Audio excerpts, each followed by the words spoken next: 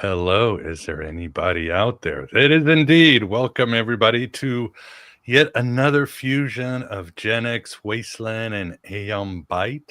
Because, as always, it's a special time of the year and we have a special show.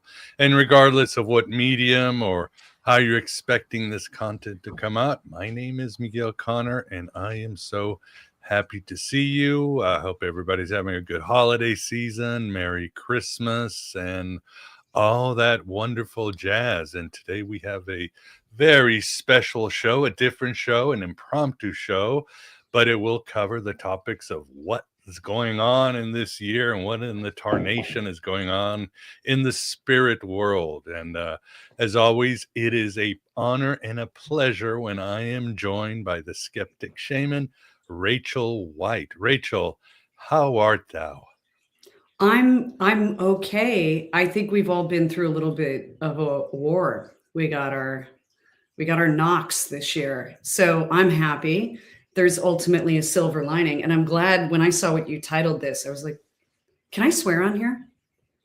No. I was like, fuck yes. Like just saying it, words having sudden power, by the way, in a really positive way in the last week or so. I don't know if you guys noticed that, but I was like, ooh, arcanic spells going through a little bit of a hiccup. I'm going to take advantage of this. And yeah, Ahriman is a real MFer. And there's been a lot of spiritual war, not just me, you. I just learned of your not new escapade. Everybody seems to be getting blasted and it can be demoralizing. And I think this, we talked earlier in the year, the wood snake year, we were supposed to be like getting ready for grief and all this stuff. And I was like, yeah, no, that's cool. And then it showed up. I was like, this is not cool. This is not the version of it I thought at all. And there is silver lining. And I think there's a lot we can do about it. But happily, I'm talking to you, crawling out the other side of the cave. So it's a good time to talk instead of back when I was in it. Yeah, who knows if we're out of it? I thought I was out of a few things. But yes, yeah. we'll get to Ahriman, of course, as I've shared with you guys. For me, it's Saturn, Ahriman, this oppressive force that ultimately, hopefully, forges a better world. And is, in a way, it's necessary. As Paul Levy said, Wetiko holds our destruction, but also our salvation. And often they are one and the same. But yeah, this has been a hard year for me in so many ways. And I'm down and out, but I am still here and I am still ready to go. The note says the waking up never stops. And joining us too, always excited when my friend Dr. Cherlyn Jones joins us. She is hung like Jung, and that's the take she'll give us. Hey, Cherlyn, it just came to me, this really bad dad joke. I love that. I love that. It's just the inappropriate holiday special. It is. Krampus special. And because of you, Dr. Jones, I've read 5 books on Wetiko. And it's kind of blown my mind. Yeah, and if I hadn't gotten so stuck in the shit with all this, I probably would have done more, synthesized more of that for the podcast or Substack or something. So hopefully in the new year, when the fire horse comes trotting in. And it explains quite a bit, doesn't it? It absolutely does. And just, we've not been given a choice, it seems, this year, but to look into our shadow and to incorporate it. And I'm really looking forward to you sharing your story with people, because what has come to me recently is just the power of all of us sharing our personal stories. We're bringing forth this knowledge that we've gained or whatever little piece of the puzzle we have. But I think people are going to be really empowered and inspired by hearing how we actually live. And so I'm so excited for people to hear your story. So thanks so much. Thank you. I can share a lot of it. I can't share, oddly enough, the worst part of it. That's sort of the most persuasive in terms of it being associated with entities, because there's a really active ongoing legal situation. And so that's a lawyer doing his job. And when you pay someone that much money that you don't have, you're kind of like, all right, I'm going to listen to you. Thank you so much. But effectively, biblical hailstorm here in May, Labor Day weekend, right before we were hosting Summer Porch Tour, which is a libertarian freedom fest kind of comedy show in our backyard. My whole flower essence garden, I make flower essences, got devastated. The hail was the size of baseballs. I've no one in Austin. I'm from Chicago originally. I've lived in North Dakota. I've never, ever seen, it came out of nowhere. I've never seen anything like it. Almost killed our chickens with a flash flood too, by the way. A month later, the floods happened, the famous floods in central Texas where all those poor children passed away. Oh, yeah. And flood again, had to rescue our chickens. My poor husband's shoes got sucked off, but he went out to save the girls because, side note, they're not that bright, even when it comes to survival instincts. And a tree fell and hit our home. And that tree falling precipitated, a whole other series of events, delayed repairs, moisture in the home, and an explosion of toxic mold. And I can say explosion because we had to pay a very expensive person to test it. And it took a long time to figure out why I was going into anaphylaxis, emergency room, why the dog almost died several times. Doctors from South Africa looking at me going, I don't know what you have. I was like, well, that's not good. This is bleeding mouth sores, swollen lips, this whole, just wild stuff. Couldn't feel my face, hands, or feet for about 3 months. And, I make and package tinctures. I read tarot cards. I write. I couldn't use my fingers. So, Miguel, when you said where you had fallen ill, I was like, of all things. And then it started to get worse and worse. Husband went to the ER.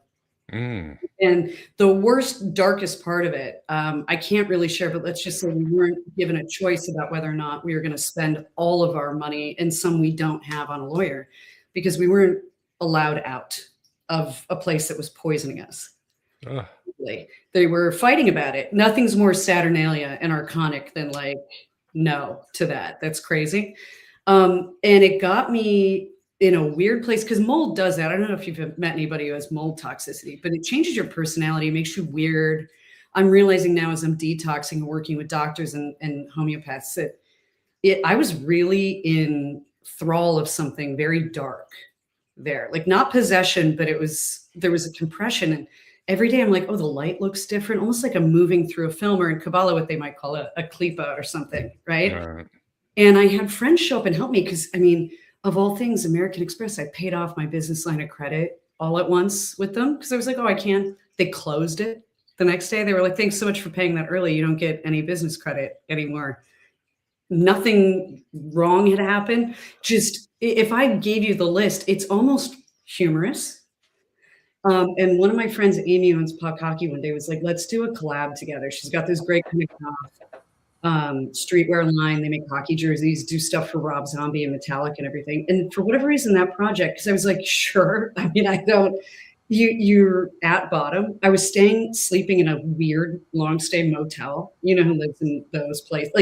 I was like, is this where I am now? Is this who I am? Is this where I'm going to live? My life has led me to. Just this complete loss of hope, real unusual feelings of despair. And so we did this collab and it just launched this past weekend and it's been a tremendous success. And by the way, it looks good. So I feel less like a sad sack wasp trap now, less like a charity case. And I'm getting better. A friend came to stay with us. We're like, well, we have all new everything, for you, a brand new air mattress and everything, because we had to throw out all of our belongings, which was fun. And, but everyone I talk to with the work I do, one-on-one readings and things like that, Miguel and Cherlyn, everybody I know is going through the most intense, weirdest confluence that would literally, I think, make anybody curl up in a ball on the floor. Lawsuits, divorces, moving, health things, loss of car, loss of all of your earthly belongings, everything, job. Everyone I know is in some kind of job scarcity, whether they work for themselves or somebody else. Yeah. The economy is devastated. And what I realized was, okay, this is grim, but doesn't it, I'll pose this as a question, then I want to hear your thoughts. It feels like a weird last grab or gasp, because entities have gotten off the hook with clients. Then this past week, they all kind of got pushed out to the margins. It seems to be pendulum swinging, but I don't want to get overly hopeful. What are you thinking?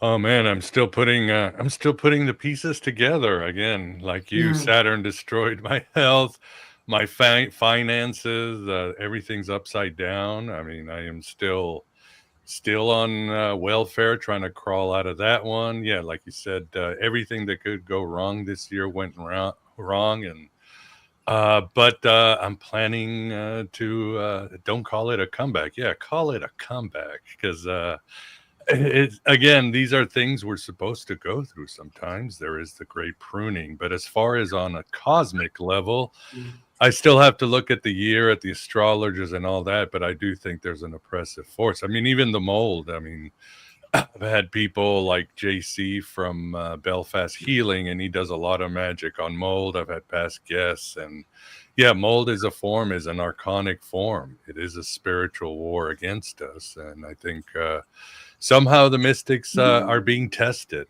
So I don't still. What about you, Cherlyn? From a Jungian or a high level, what do you think this year has been? Or Well, a few things came to mind as y'all were talking. One is that people that have looked at Morgellons on a microscope have said that the thing it most closely resembles is a fungus.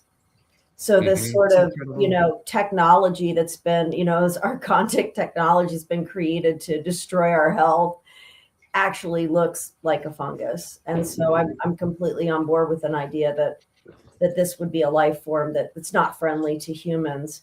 And, interestingly enough, I've been more of an observer and in a helping role to the people in my life who's as you're saying, everything you're saying, whether it's health or finances or relationships, has just been a 4-alarm fire for everyone.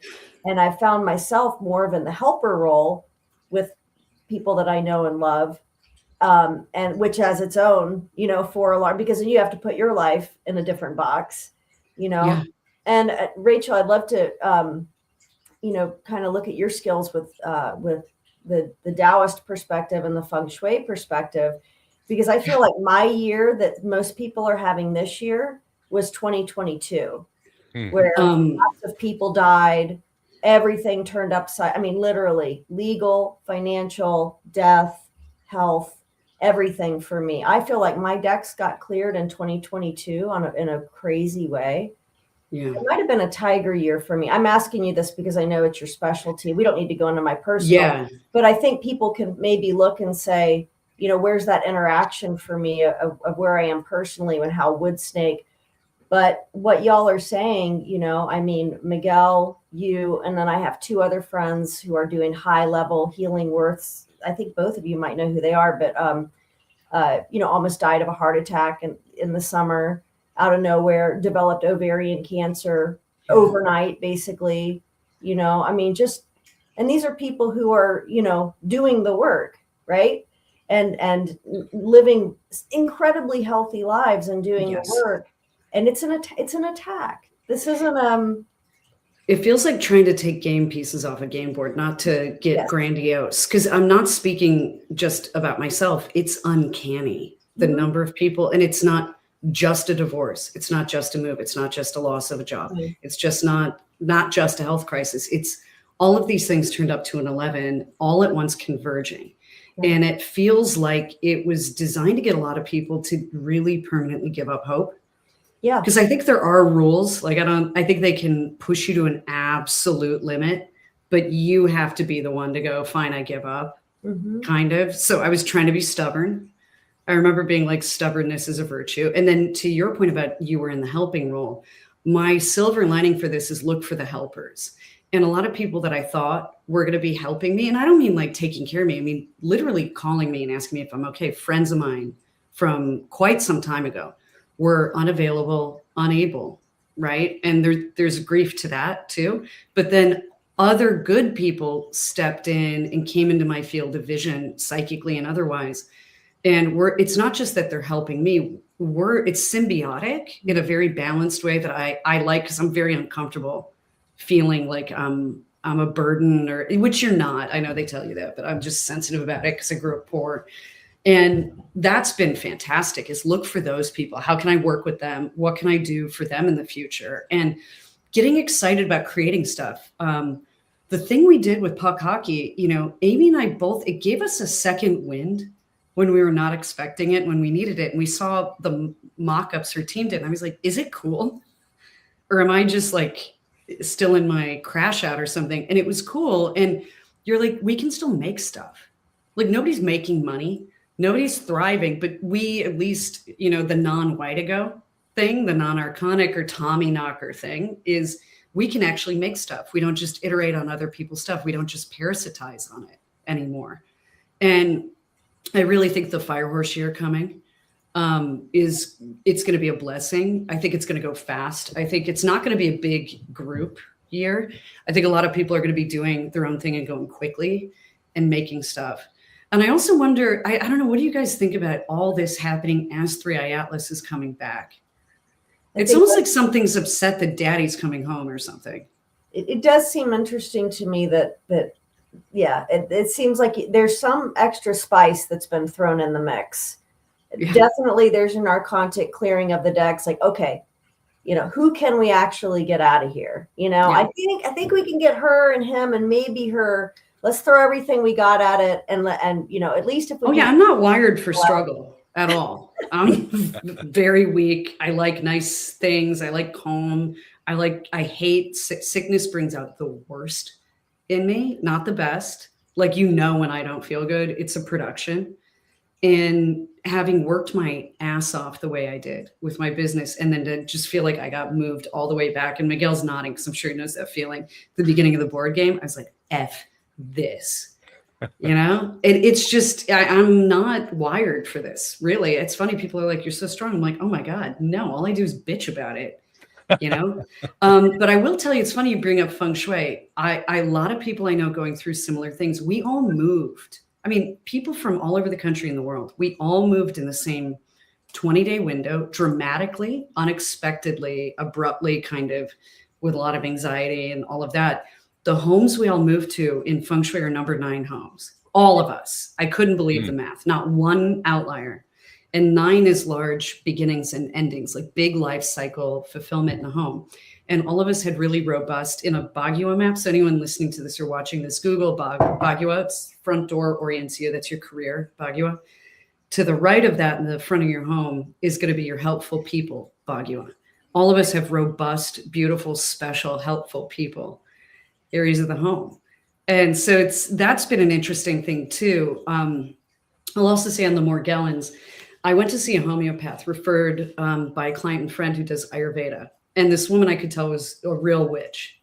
Like, she doesn't call herself that, but when she was, as a psychic, when she was working on me, muscle testing, it was like I was communicating with her psychic ability. It blew my mind. I'm doing an event there Tuesday with her. It's called The Spring.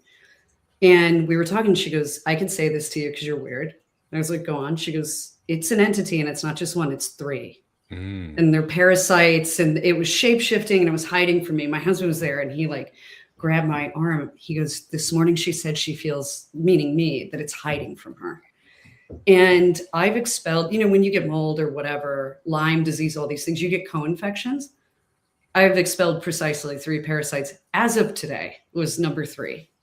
So there's something, maybe because I'm a shaman, transmuting the energy into something physical and expelling it.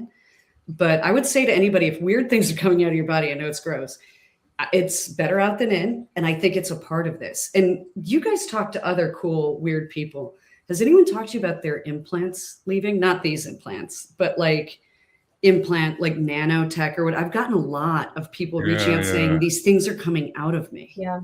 Sure. People are very sensitive and they're knowing the energy. But I think what I've learned this year too is, yes, we talk about trauma and all that and individuation, but I discovered that, I had a lot of curses and mind parasites stuck into my body. And for years, all the attacks, people sending stuff, archons implanting, different with Tico. And I was like, oh my God, I had to do, like with you, a lot of work with some shamanistic figures. Yeah, I didn't realize a lot of clearing. That was. You realize after all these years, you may work on your childhood trauma, but there's also these entities that have attached themselves to you, maybe through tower energy, maybe through curses, maybe through ancestral curses are a big deal. And it's I couldn't believe it. And I think we all probably have it. I think everybody needs a good shamanistic cleanse or exorcism or whatever works for you once a year or more, because it's legion. And it makes sense. I mean, they run the show. The Flyers, Castañeda's Flyers run the show. What do you think they're going? They didn't go anywhere? They're eating. They're eating Boy, biologically did they and eat. spiritually. I think one thing I've learned over the past few years, but intensely this year, and part of this is my own cleansing process I've been doing, that is supposed to get out these self-assembling nano things that we have in our bodies now that can now be measured, is that nothing is shocking me.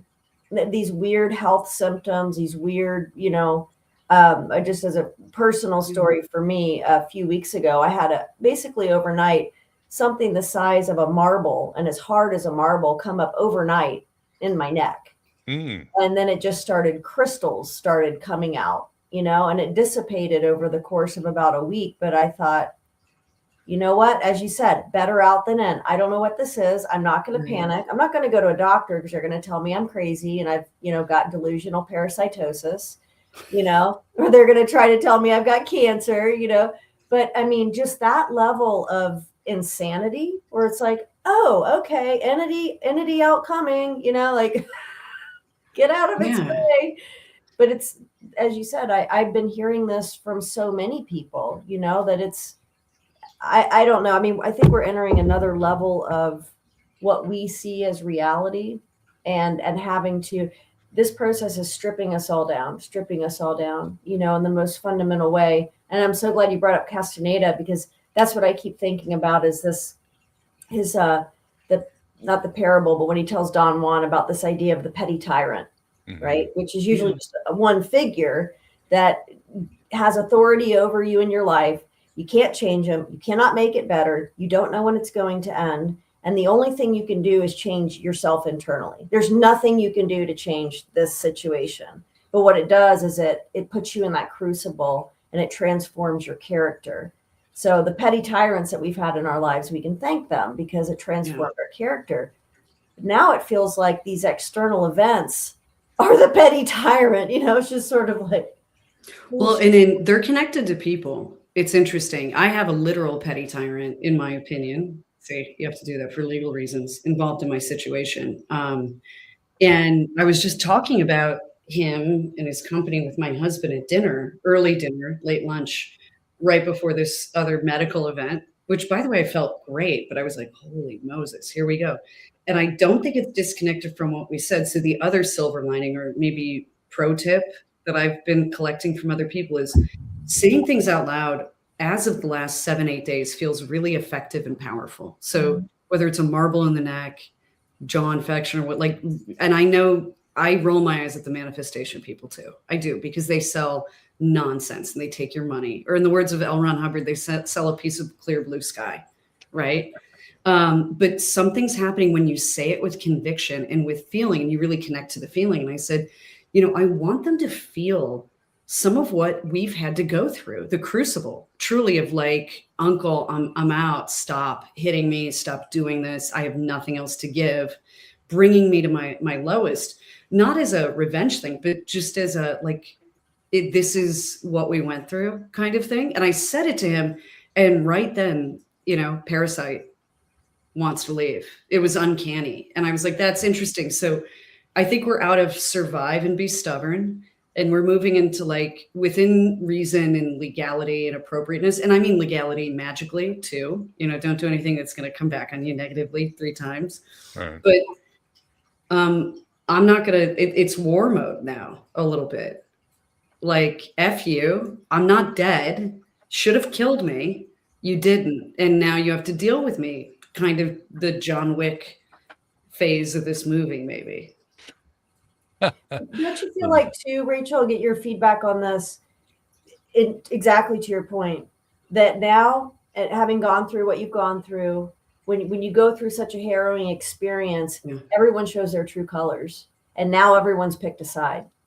And now there's no hiding. And it was not what I expected. And I know everyone's like, well, that's always the case. And it's like, well, but I'm OCD, I'm psychic, I'm intensely anxious and observant and hyperfixated. I don't get a lot of surprises. I always joke with people, psychics are anxious and they're nosy, just as a default setting, right? We want to get in there, scratch and sniff it. We want to know what's going on. And I was shook by what happened. People that I really thought were my people, I had to really reevaluate it, not just because they weren't giving me what I wanted, but how much of this person did I make up in my own head? You know, are my really close friends, some of them unreliable narrators in their own life? Like, it was getting wild. And that's its own kind of abyss. And I would joke with people, my mental illness is that I, you know, like Build-A-Bear workshops, like I build a person a lot without sometimes clocking it. And I really have to keep an eye on that. And then letting just the tide wash out whatever needed to go out, not throwing people away or disposing of them, but not going out of your way to make it work when it doesn't anymore. And that was. Did you realize that some people were actually feeding on your loosh? I realized there was a lot of vampiric people. I always kind of wrote it off, but now I realized, damn. What's weird is one in particular that really got me, almost like a breakup, but it wasn't obviously romantic. My husband, thank God, is still here in the other room. And he was very supportive of me looking at this objectively. I don't think they were feeding on my loosh. I think I really was co-creating a nonsense thing with them. I had to really take accountability. This person had a lot of crises, a lot of problems, and I kept treating them like they were one-offs. Like, you know, because I'm fairly literal. And I was like, oh shit, this thing's happening to you again. Like, I'm so sorry. And, you know, kind of just assume like when I needed that, if ever, and we're talking more than a decade, right, of knowing one another, that, you know, of course they're going to do that for me. And it was not, it literally was just a dead phone line. And I was using my words. You'd be proud. I have been to therapy. And I was like, what I'd like is for you to call and see how I'm doing. Because I keep going to the hospital. They don't know what's wrong with me. My mouth's bleeding. My eyes are swollen shut. I can't feel like I was freaking out. I thought, did I have a brain tumor, spine? Like it could have been anything, right? Neurologically, and nothing, you know, and it's not happening. And I was just like, oh, I did this. Like I've really, I joked that they got grandfathered in before I really dialed into like covert narcissism in spiritual spaces. And like never reevaluated it. You know, it's like the house on the block that you're like, it's fine. It's always been there. And I had to deal with that. And then, you know, had other good people coming in, and not just good because they were doing good things for me or I was getting something out of it, but people that are like the give get is inferred. They just do it. You don't need to project manage them. No more project management relationships, friendships, business relationships, none of that anymore. This stripped us all down to our most elemental and essential. And it was like anything unnecessary or frivolous. I literally, it's not that I don't want to do it. I can't do it. I just can't. And yeah, so that was weird. It's weird to like kind of be in a friendship in your mind that doesn't really exist in reality in a lot of ways. Mm-hmm. And that's just true. And that was my own madness. So I had to let that burn away. A lot of delusions. And, you know, we're all pretty self-aware people, I think. So to have like a massive blind spot like that messed me up. We all do. We all do. Yeah. And that's a lesson too. I have many lessons this year, but I'm still amazed how the solutions are out there, no matter how bad the universe will provide. There are a million spiritual, psychological. There's a solution, but I keep getting in my own way. It's really amazing how I still do it at my age. It's almost like it's still there. And now I laugh at it, but now I really recognize it. Well, what is that quote? The devil, that proud spirit, cannot bear to be mocked. Who is that? Thomas Brown? I know that he put it, C.S. Lewis put it in the beginning of Screw Tape Letters. And so I'm trying to bear in mind too, because one of the primary things I noticed in the individuals that were not capable, they weren't necessarily vampiric, but that might be just relative because I had some other things really feeding on me, including the mold. But it was more like they took themselves really seriously all the time. Their problem is the only problem that's ever happened. Their pain is the greatest pain. There's nothing to laugh at. There's nothing to live for, like utterly disengaged from living. No desire to be alive and be in the world of the living and kind of get in the mess of life. It's a lot of like ideologies, observations, analysis, you know, that whole thing. And that was interesting to me. So I look for people who can laugh at themselves now and laugh at the worst, darkest things that are happening to them. Because I'm like, you're probably going to be safe. So who would you say is Ahriman? Tell us about who Ahriman. Well, I met him on the astral plane. Oh. And he's interesting looking, at least the way I viewed him, which could be equal parts my what's rattling around in this thing for what it's worth at this stage. But sort of like these, have you ever looked at fish scales in sunlight, like a bluegill or something? That shimmery, opalescent, kind of silvery color. That's what his eyes were like. And he was sitting there and he goes, we know who you are. And I was like, okay, like, what does that mean? And he started sending, it was really interesting, these tones at my skull, like these vibratory, dissonant notes, kind of. I'm not a musician. When I was a drummer because I was too stupid to read sheet music, really. It was like I could keep a beat, so I'll play along like I read music. But it like would penetrate the bones in the skull. And at one point I sent one back to him and I watched him kind of like not be able to hold himself together. Like he sort of started to dissipate and then pull himself together. And I woke up and he's been around the last few months. And the other night he popped in again, and it was those tones. And I could tell it was trying to like wire me a certain way, which, by the way, you want to talk about sounding schizophrenic. It was like the voice to skulls try to implant thoughts, but it didn't like Prometheus. And so I was having a thought about Prometheus, and it was sending this really almost like those e-collars on dogs, like true MK Ultra kind of like physical, visceral discomfort and noise that I wanted to stop. And then I realized what was happening. So to me, who he is the Steiner sort of version. Is he's the counterpart, very different descending energy to Lucifer's ascending energy, Sumerian demon. And he is all about materialism. I think Steiner said we would know it was Ahriman's era that he was incarnated in human form when they rolled out a global vaccine program and no one believed in God anymore. I'm summarizing. Yeah. Gee. But I think we're right there. Against God. We're there. Yeah. Inoculate people against God. Yeah. And I think looking around, we're at very end stages of empire. The economy has gotten gobbled up. Speaking of parasites, I mean, private equity firms and hedge funds, and then all these social programs that go to fraud, that just this leakage, almost like leaky gut of money, of society. And we're at the terminus of it now. And I don't know what he's going to do next. But I just feel like he's kind of running the show. And, as an exorcist might say, we fight not against flesh and blood, but against princes and principalities. I think there's many of them. I've met a few of them. I think they span culture and continent. But he seems to be the ambitious bro in charge. And so when I saw the title of this, I was like, we have to kill him. Because all the things that have come up, Miguel, for me, you, Cherlyn, all your friends and everything, it's all really physical, material, finite scarcity stuff. Like your body's degrading, this matter, your money, your business, your home, your relationship. Like these are very tangible, physical things. And a lot of the ills that have perpetrated all of that and converge on it are technological. And I don't hate technology, but social media has utterly destroyed society and everyone's spiritual and financial life while telling them that it's never been more fun. Society's flattened. Nobody's interesting anymore. When I meet an actual character in life, I'm like, oh my God, tell me your story. You're like a real person. You're not like, did you see this? And just this, and it's just like a cat smoking a cigarette or something. It's like, what?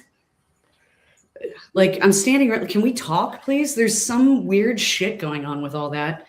And I wonder, a lot of the work I've done with Prometheus this year as a spirit guide, a lot of it has to do with going very analog, with herbalism, with all this other stuff that's very antithetical to technology. So I think there's a push-pull. There's a bit of a war, spiritual war. I think it's getting kinetic. And I think what we're observing in politics actually is like a weird, quiet civil war. No one's really addressing outwardly, and whatever side you're on, it's like, it's so weird.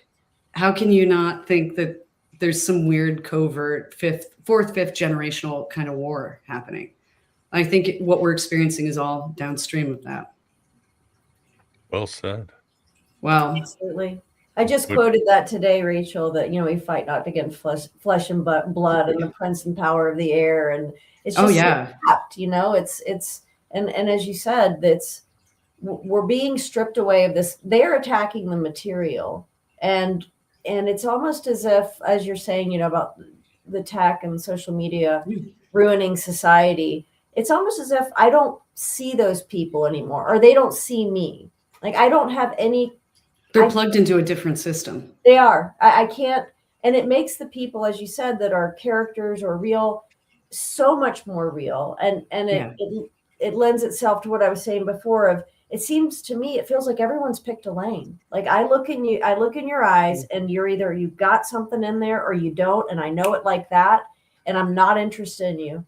And if you don't, and I feel like what's going to happen here? Is it going to be, and I think we talked about this maybe the last time we were all together, but are they just going to blink out to us? Are we just going to blink out to them? Is it going to look like we die to them? Does it look like they die to us? Like because I can't imagine these two realities existing for that much longer. There's no connection, I think what happened to me and everybody I know, and now Miguel, I know your story. I'm sorry. I'm gonna hook you up with something. My other big thing I'm trying to do is you, Dr. Jones, are very generous, and you've really inspired me. Generous people that are present with people. It's like, it really is a reset that you need in whatever this war is. But I think that was their last press with us, because something incredible is coming, and I have no idea what it is. I'd be lying to you if I told you. But I had a friend who started out as a client come into town. She's of course going through her own version of all of this, was getting a special tattoo to sort of demarcate the moment with an artist here in Austin. Stayed with my husband and I. We're sitting on the couch last night watching, by the way, UFC, because I'm still a garbage person. You can't take that from me. I'm going to watch cage fighting, and it doesn't matter. And down the hallway, because she was to the left of me, she saw my bedroom light turn on and off several times. And what she didn't know was the night before I got a visit from a very friendly spirit. Like it's becoming friendly and light. And they seem to be like, hey, we're here to help. Speaking of helpers, like the non-corporeal helpers. And that night, I laid down to go to bed, and I heard a whistle, not a cat call whistle, but like I can't whistle. Otherwise I do it for you. I also can't roll my R's. So I took French. But like the get your attention whistle, like if you're on a farm or whatever, and saw this beautiful light. And I was like, oh, they're coming through more now. Like they're perforating this membrane, and they are not scary to me. They don't feel bad at all. And it's sort of like I'm writing a post on Substack. I have no idea what it's about, but I got this phrase in my head when this was all kind of the woo that felt friendly. And it was once more onto the breach from Henry V. And I was like, what the hell does that mean? And I was talking to my friend, and then it came to things are weird and fungible right now, but it was like, is it a dimensional breach? Like a good one, not a Stranger Things or Cloverfield, as we're conditioned to sort of feel about it. But what if these are helpers? It feels like a precipice moment, and as we've been talking about, I don't know what that's going to look like. Yeah, I remember we were talking about last time was that I had seen that movie World on a Wire, which was basically the Matrix 30 years early. This German, and I had this same sensation that I'd seen in the movie, where I'd end up in a place and I felt like there was nothing there. I don't mean there was nothing there. Yeah. There was no energy there. I ran into a dead. Don't you feel that way about the internet all of a sudden? Yeah. I mean, I know about dead internet theory and that's all true, and that's been there for a while. But the last couple of weeks, like my Twitter feed's like weird boomer shit. Like my mom would send me, like, it's like, do you know you could do this to clean your silverware? I'm like, what the hell's going on? There's like no people around.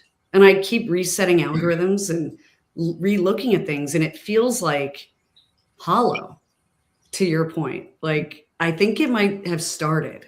Yeah. And maybe that's why the economy, everything's weird. Like, how would we know unless you're capable of scanning the enormity of the world yourself, not looking through these scanner darklies, these black mirrors? Who knows what we're getting? So to your point, I think I'm going to try and journey a lot now that I'm feeling better. I stayed away from all the woo when I was like, this is not good. I don't need to be playing around at all with this. I'm vulnerable, and I stopped doing client work for a while because I was like, you guys don't need me in your energy body right now.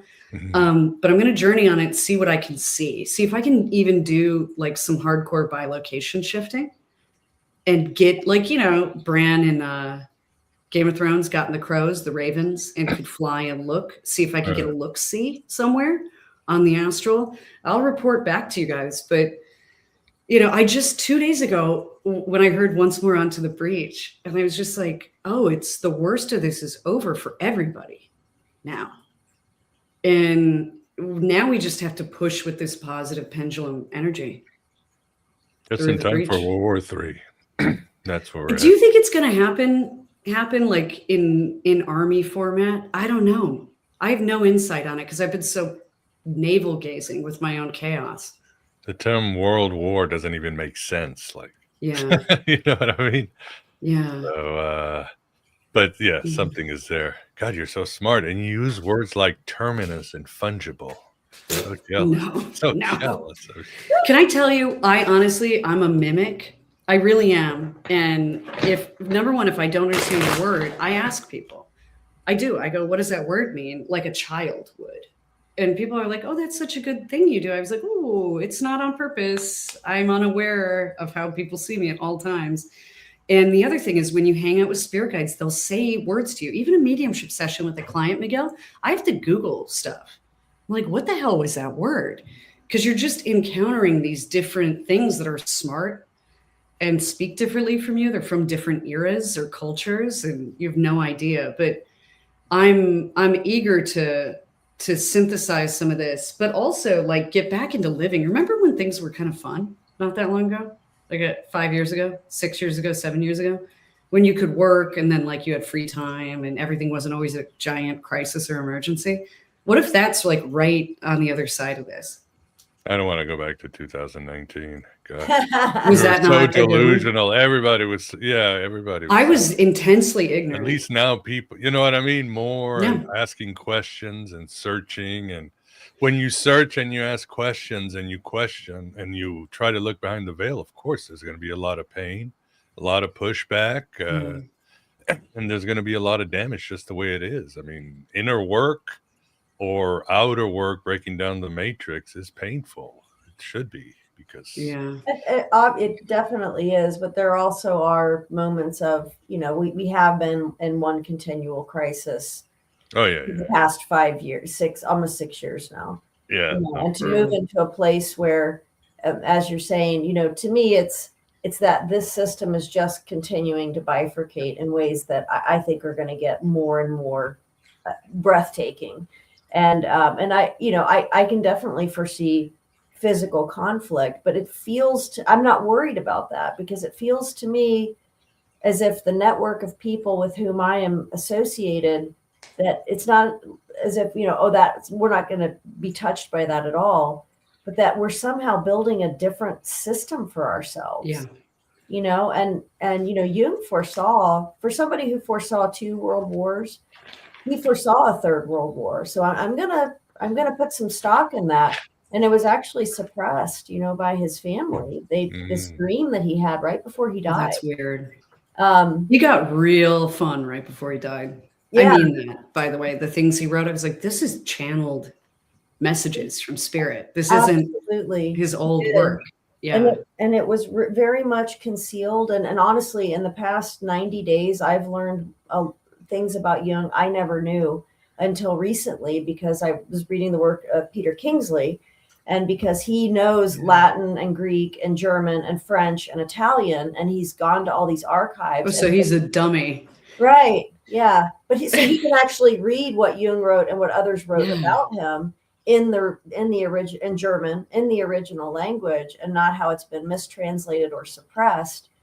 That he did have dreams that there would be a 3rd world conflict, but he said, thank God that a remnant will survive. Yeah. And so I'm not, as Joseph Campbell said, the world's a mess. It's always been a mess, whatever. Yeah. But we are going to, and I see it in all the stories that both of y'all are telling, is what I see is that people have chosen sides, people have revealed themselves, and the networks that we are forming are getting so strong, because now I know who I can rely on without a doubt. And also, if I'm not preoccupied with shallowness, which I'm kind of prone to when times are good, I realized when I interviewed Scott Horton, I don't know if you know him, he co-hosts a podcast with of course, Daryl Cooper. He's the head of antiwar.com, the Libertarian Institute. He lives here in Austin. Those guys are smart. Yeah, I'd never get into debate with Scott Horton. That's my or Dave Smith. Yeah. And they come to the comedy show, and I was interviewing him, and I said, I have this impulse where I'd like to go back to the before times, but I know that's part of the problem. Like when I didn't have to care about knowing some of this stuff, or I never cared about politics. I thought people who got into politics were really boring, kind of, and like it was banal. And it is, but also I probably should have been paying more attention. I should have been taking more accountability via free will for educating myself about the systems around me. And I said to him, I go, yeah, I wish I didn't have to care so much. I go, but that's probably part of the problem, isn't it? And he just smiled. He's like, yeah, nobody wants to care. Nobody wants to get involved. No one wants to be the miserable person at the dinner party that's talking about Kuwait in the 90s. But, we got to, and I think too, someone in the chat here said, there's no going back. We can't unsee what we've seen. That's a big part of the decoherence. The system, all of its moves, none of them work for the vast majority. It works for certain segments, but people are really done. And they are also embracing that it might be really weird. And whatever you think about Candace Owens, right? Not exactly my team, or what does that even mean? But her stuff about Bridget McCrone, everybody who watched it was like, that's a man. Like very mainstream people I know that are baby. very far left, and she doesn't give a shit. And like whatever those barriers are that existed, or well, you can't go after so-and-so, it's our own team. Nobody cares anymore. Everybody's like, yeah, but it's BS, so let's get to the truth. And the further in that we've gone, the weirder it's gotten. And that makes me think of Terence McKenna, the man who should have been the Pope, in my opinion, if things were appropriate, when he was talking about the fire in the madhouse. And he's like, it's going to get so strange. Have you heard that quote, Miguel? When a species gets ready to depart for the stars, it's like a fire in a madhouse. And that things accelerate. And he talked about, AI and cybernetics and human cloning and all that. He said the mushrooms showed him this vision of when we're going to get ready to, quote, depart for the stars. And he said, like, it's going to get so strange that all anyone can ever talk about is how strange it is. And that's how you're right there in the compression of it. And I think this is the fire in the madhouse right now. Absolutely. Who's crazy and who's the good doctor is a good question too. Well, when it's interesting to debate the whole sort of Q phenomenon, and what kind of psyop that was. And so, waiting around for people to save you is silly, but also just making people ask questions that never asked questions before. And when you allow people to question a narrative, you can't put it back. You can't put it back in the bottle.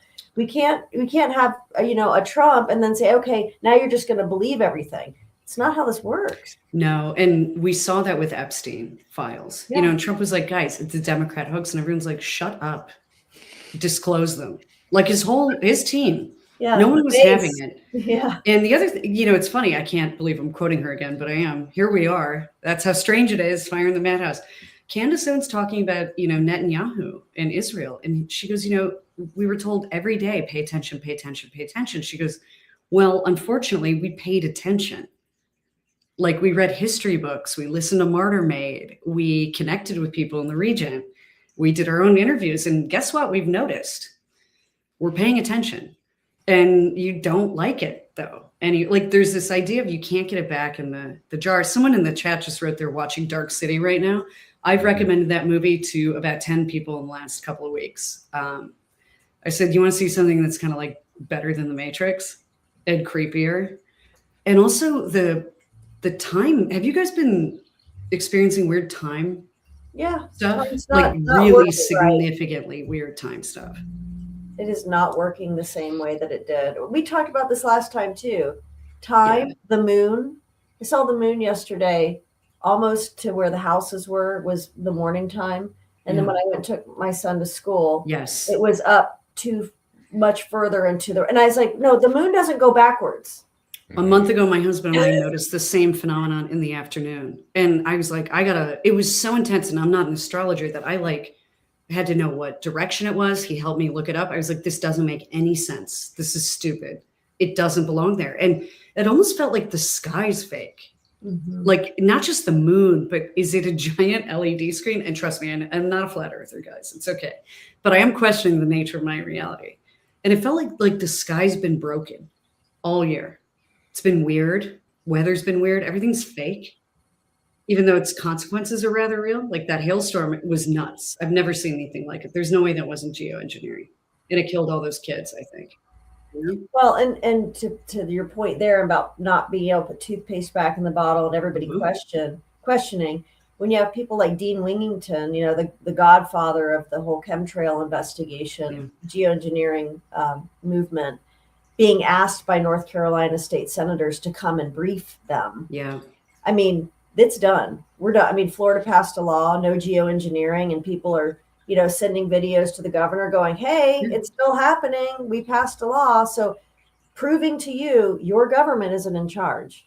This is a show, it's all fake. He also, I believe it's the same gentleman, went on Tucker, and Tucker has a huge audience, whatever else you think of him. And I think it brain melted everybody on the right, because he explained how it's commercial planes, what they put in there, how he discovered it, all this stuff. And HHS is talking about looking into it, like an open government inquiry, and stopping it. So they acknowledged it's real. Yeah. Right. Because they've always said, no, those are, what do they call it? Just the condensation. It's contrails. That's right.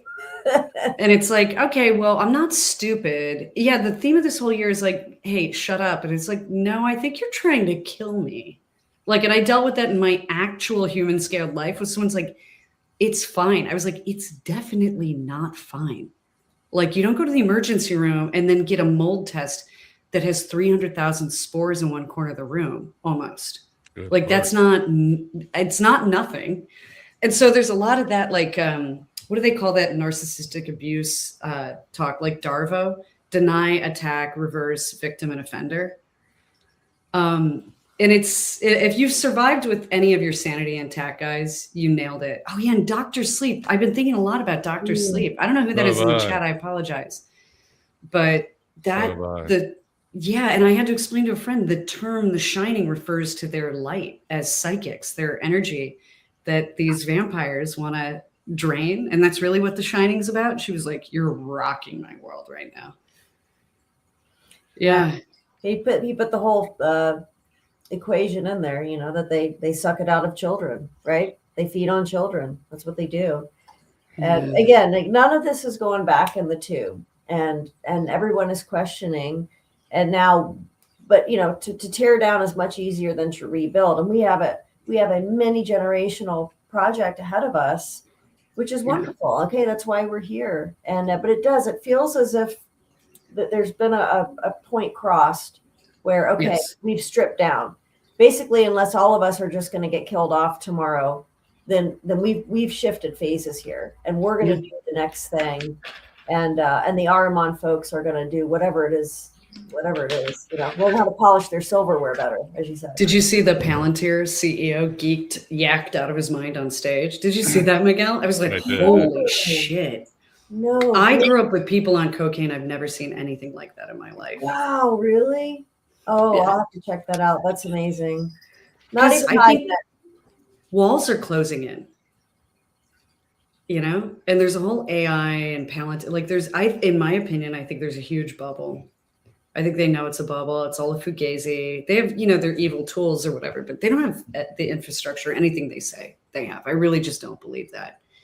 I think it's coming to in a little ending and beginning. So thank you guys so much. And thanks for letting us come on here. I felt a duty to Amy, who's just the shit, by the way, and started out as a client. She's a neuroscientist. So I get blessed with working with very cool people.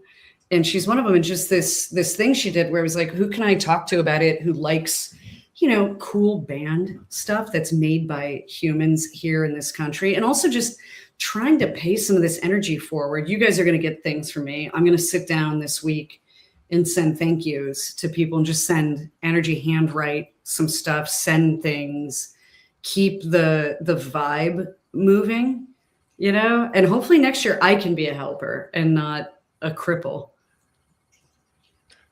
That's how you do it. It's there's a saying in Alcoholics Anonymous, when you're having a bad day, call your sponsor. When you have a tragedy, call your sponsee. Sometimes the only way out is to help somebody else.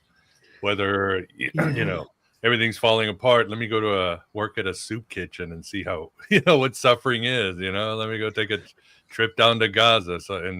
It brings out your inner God too and fills you with gratitude. So helping others. We were talking about this, my friend and I, we walked because I'm in a new neighborhood now, spoiler alert, I had to move in order to live, and we walked downtown. It's a good 7-mile walk, and I can now walk, because before every movement, like if I try to walk more than a couple blocks, I went into anaphylaxis. It's been real fun. The heat stimulates it, food. I mean, it's like air does it. So we went on a walk, and I showed her this parking lot where my husband and I went on a walk and saw they were handing out Thanksgiving meals on Thanksgiving to the homeless here. And there's a lot of homeless shelters right there in downtown Austin along 6th Street. And I said, I instantly felt shame, because I used to work at the food pantry in Chicago. I volunteered there. Mm-hmm. And I said, and what this economy, this Ahrimanic panopticon has done is none of us have a minute, none of us have health, none of us have bandwidth, none of us have anything you need to have the capacity to go out and do good works. I mean, I shouldn't allow that to be an excuse, but when I saw it, I had a moment of clarity, like I have to do this. And most because I know they're understaffed with volunteers, because everybody is so in the shit. Everybody's barely getting through their day. Everyone's right here next to homelessness. Everybody, people I worked with who were C-suite, who made 7 figures, everybody's screwed now. It's everywhere in the world, everywhere in this country, every industry.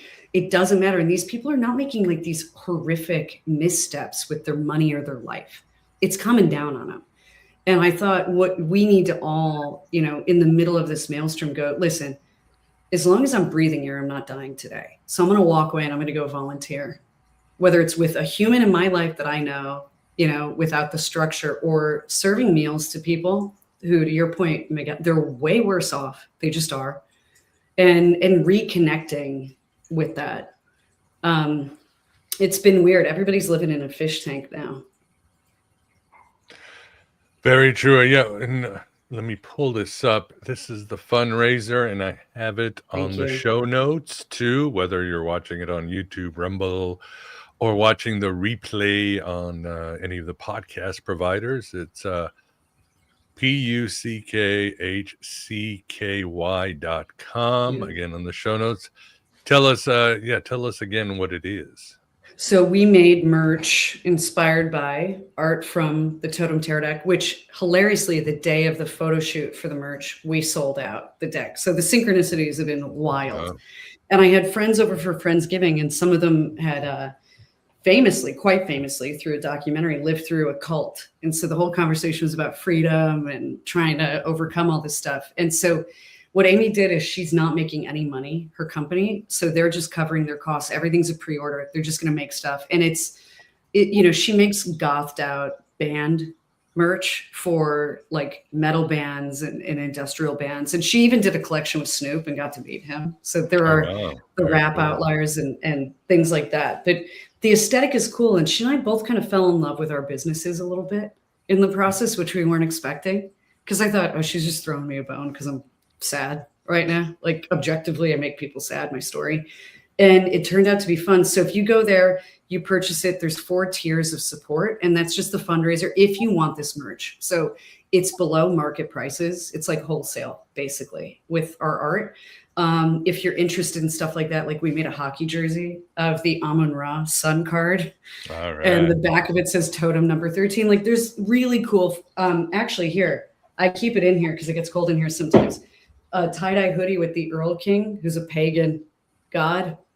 So instead of wearing Nike or some shit like that, you can wear a pagan thing. And then this is the jacket they made, and it's the death card along the spine. I keep Right, these. right. Yeah, this is our little coat closet. So like cool, fun stuff, but also after the fundraiser, she's just going to do individual pieces for profit for people who want a t-shirt. Like we have a Lilith one with a big snake skeleton, and it's fun stuff. She also made hockey pucks and Christmas ornaments and glassware and stickers, and we're just trying to spread a little holiday cheer. And it's so that I can start making things again, because I'm entirely self-published. And I was supposed to do an I Ching deck, and all that, literally all the money to print went right to a lawyer. And we're going to be locked in that battle, I think, for about a year. But again, I can't say why, but it was not a choice. It was like I'm either going to do this and protect myself, or I'm going to get sued and screwed all at the same time while poor and sick. I said to my husband, I think you pick some wars and some wars pick you. It picked me. I was like, please do the decent thing. I kept sending letters and like, don't make me do this. So hopefully we'll be able to make some stuff and also pay it forward and be generous, with what we do again. Cause I like that. I don't like thinking about details. It's not my strong suit. I like giving things to people when I want to and all that. And then it got real weird. So that's the plan. That's the aim. And, Amy's company is great. Her son works there. They're good people. And she got to have fun creatively, which made me feel good too. Good A hockey deal. jersey that says Amon Ron is pretty, I don't know where you're going to get that. Good deal. Good deal. And you said Yeah. you do a drawing of a card? Oh yeah, let's do it. What do you guys want to focus on? I don't know. Cherlyn, you take us away.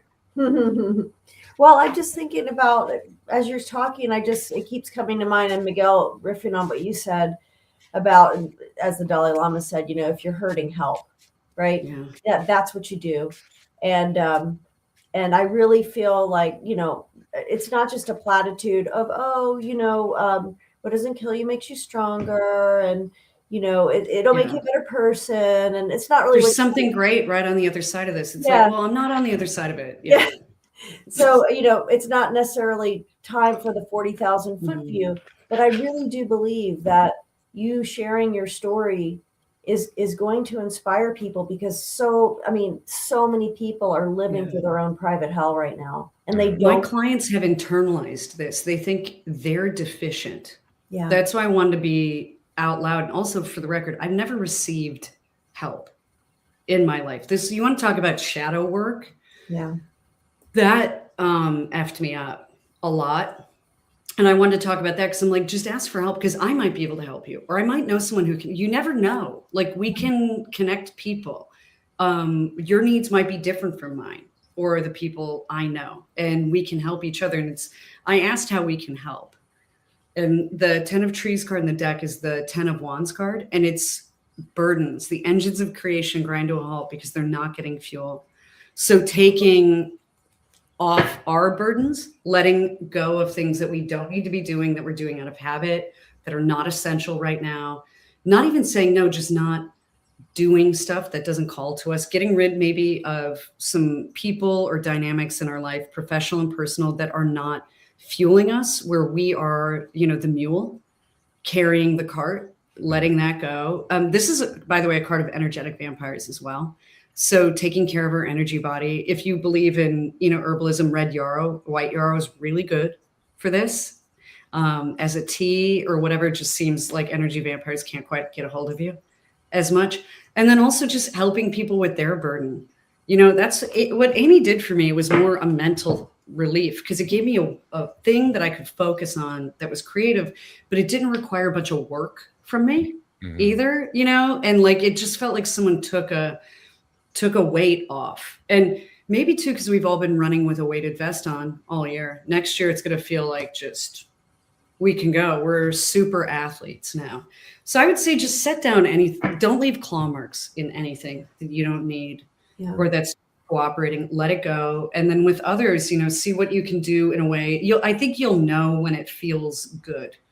And in my case, I try and look for synchronicities around when people reach out, because it's too weird. Like, Amy did not know precisely what happened with my line of credit, that like just the shit show of it all at that precise moment. And it's almost like an angel calling. She would I'm sure, being mortified by that, because she does have a goth clothing line and stuff, but she's not. This isn't, she's not a love and light person. God bless her, thank God. But there's a moment where you're like, I think this is God speaking through someone, and really looking for that. And then if you feel called, being like, I think it might be, I'm just facilitating this spirit thing, this uplifting moment. So that's cool. No more burdens. It's enough of that. Love it. Too much work, too little pay, taxation without representation. We're sick and tired of being sick and tired. Are there any other cliches we can? We're not going to take it. Yeah. Well, thank you guys. Who or the Twisted Sister version, whatever you want. Yeah. No, as always, it's been awesome, and yeah, good luck with everything. And you I'm too. amazed, but yeah, you'll break on through the other side. Quoting Jim Morrison, just as Churchill says, "When you're in hell, keep going." That's all you can do. That's all you can do. Absolutely. Thank you all so much. Rachel, your story is so inspiring, and we'll continue the conversation. You and I'll have one sometime. Totally. I want to come visit. As soon as I'm out of this, I want to move around again and visit people and see things. It's been just here all year. Yeah. Absolutely. Absolutely. Well, awesome. Well, yes, we are at the end of always a wonderful conversation. Again, I'm going to make this free for everybody, even patrons. Everybody will get this free as sort of a gift, and I hope you find some inspiration. There's always a solution. Don't give up. There's a quote that I love. I don't know why. St. Augustine said, hope has two daughters, anger and courage. And I think he's right. So he hit it on the mark. So yeah, we're all, I don't know if we're in this together, but we really are connected, and we really are one somewhere. So our superpowers are empathy, our gnosis, and the ability to create reality. So that's all I'm going to say, but appreciate everybody being here. Rachel, Cherlyn, thank you. For everybody else, thanks for being here, and we will talk soon. Have a good night and good next week. Take care, everybody.